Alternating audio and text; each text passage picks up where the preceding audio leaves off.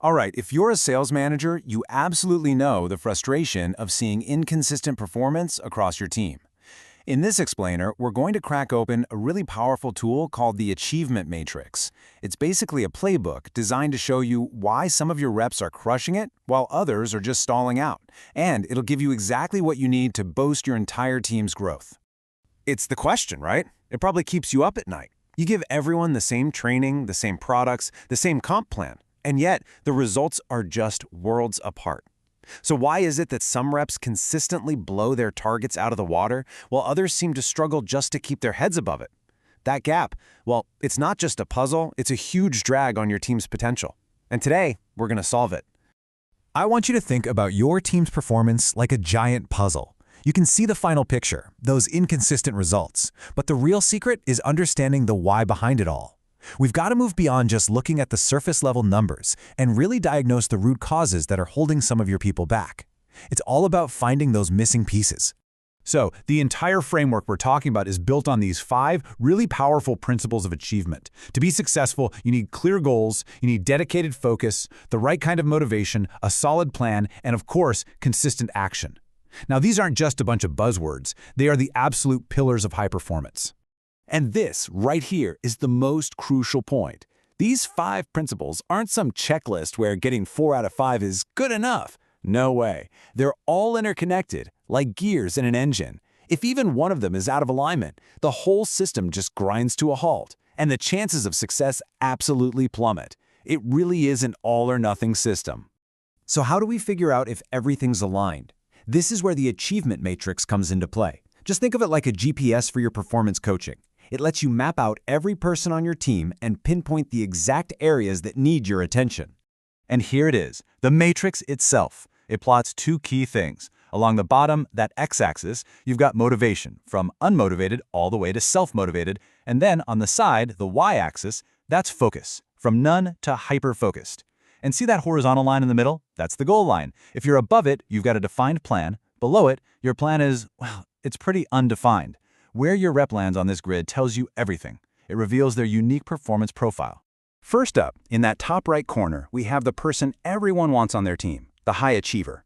These are your stars. They are totally self-motivated, laser-focused, and they operate with a plan that is crystal clear.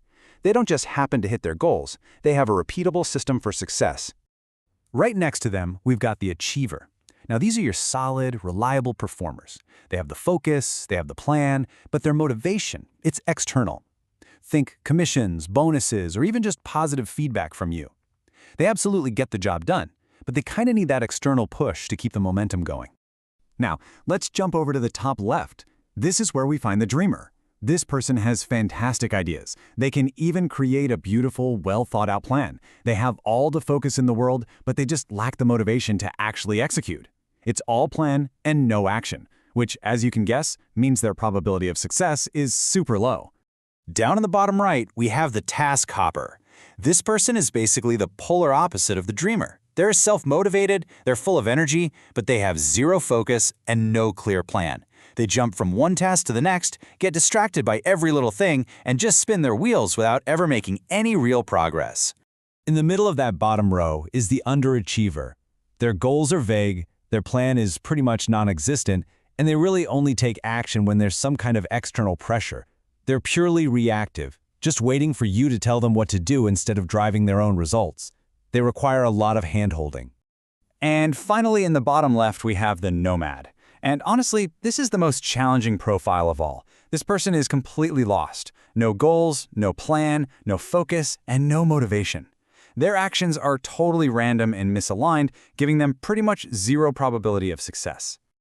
Okay, so now that we know all the profiles, how do you figure out who's who on your team? Let's walk through the scoring process.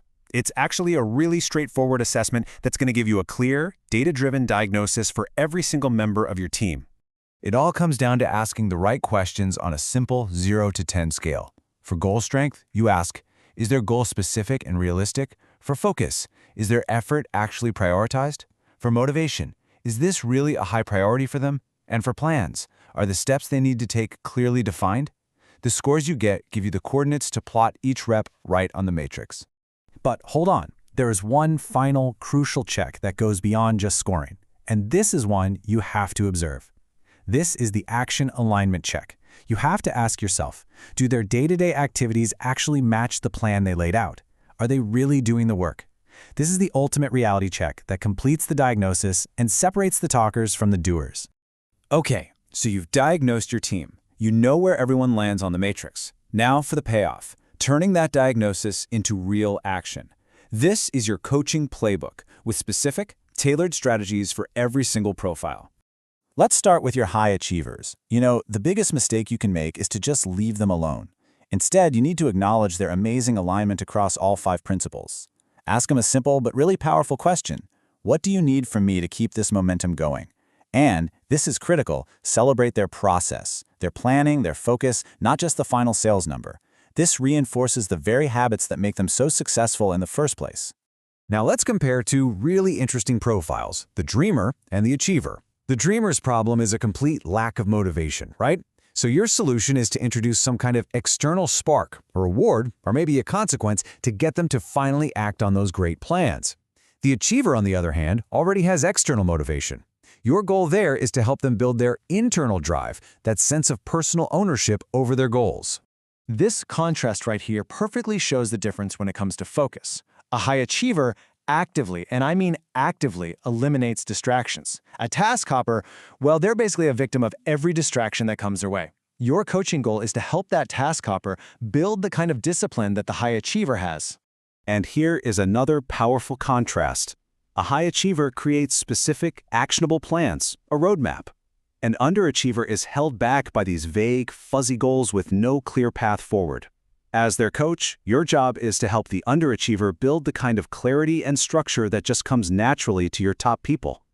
So, what about the nomad, the most challenging profile? You have to start from scratch absolute basics. Define one tiny, achievable goal. Then, you actually reward the simple act of planning and focusing on that one goal. Your entire strategy here is to build momentum through a series of small, celebrated wins to teach the foundational habits of achievement from the ground up. I know, this is a lot of information, but theory is one thing and action is another. So let's wrap this up with your most critical first move. What you can do this week, right now, to start seeing a real change. Let's look at 2 of the most common profiles you're likely to find. For the task hopper, whose core problem is focus and plans, your first action is to help them break things down into smaller, manageable steps with really strong accountability. But for the dreamer, whose core problem is motivation, your first action is to introduce a meaningful reward or consequence to finally get them to act on that plan they already have. You see, the power of this whole framework is in its precision. It gives you an actionable way to improve every single person on your team, and it takes all the guesswork out of performance management. And that really leaves us with just one final critical question for you to answer. Who on your team are you going to assess first?